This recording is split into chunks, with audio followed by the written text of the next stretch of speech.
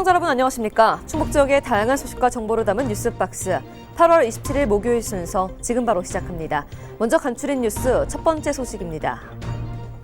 충북도교육청이 추진 중인 미래형 대안학교 중 치유형 대안학교인 은여울고등학교의 설립이 가장 먼저 본 궤도에 올랐습니다. 어제 도교육청에 따르면 전날 열린 3회 대안학교 설립운영위원회에서 은여울고 설립 계획안을 심의하고 적합으로 결정했다고 밝혔으며 도교육청은 다음 달 열리는 도의회에서 2021년 2월 도립학교 설치 조례 개정을 추진할 계획입니다.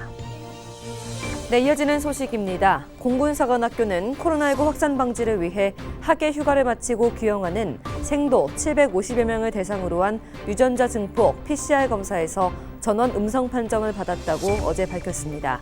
공사 생도들은 지난달 17일부터 이달 24일까지 학예 휴가를 다녀온 뒤 전날 부대로 복귀했으며 공군사관학교는 휴가 기간 생도들의 코로나19 감염 예방을 위해 행선지와 특이사항을 일일 단위로 보고 조치시켰습니다. 또한 다중 밀집시설이나 감염 취약시설 방문을 금지시켰다고 전했습니다.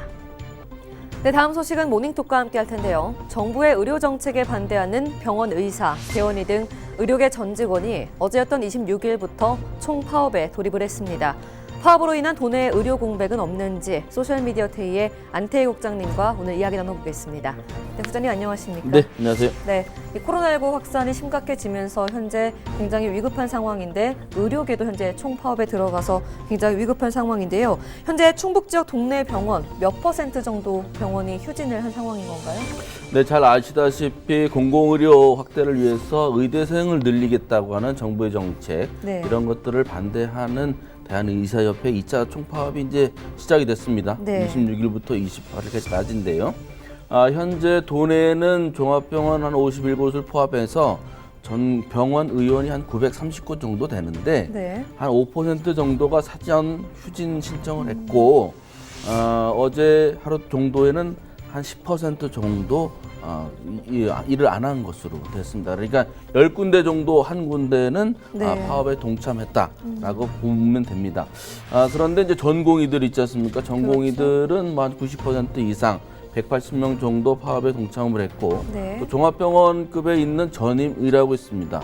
이 사람들이 한 18명 정도 파업에 동참한 것으로 알려지고 있는 상황입니다. 네, 우려한 것보다는 도내 의료기관이 그래도 10%로 비교적 적은 휴진율을 보여서 불행 중 다행이라고 할 수 있겠는데요. 이 만일의 사태에 대비해서 충북도가 오는 28일까지 예정된 대한의사협회의 2차 또 집단 휴진에 대비해서 비상진료대책 상황실을 가동해 운영한다고 하더라고요.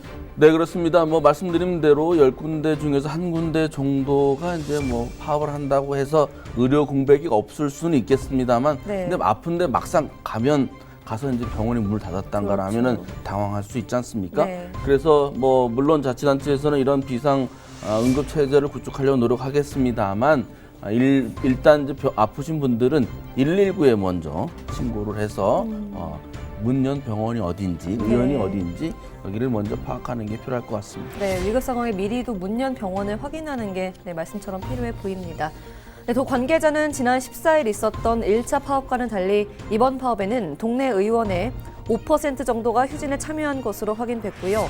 또 종합병원 소속 교수급 의료진들은 휴진에 동참하지 않아 의료 대란 수준의 혼란은 없을 것으로 보인다고 밝혔습니다.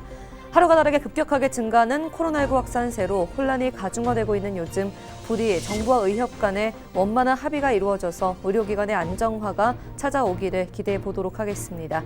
오늘 모닝톡은 여기서 마무리하고요. 계속해서 뉴스 파헤치기 이어갑니다.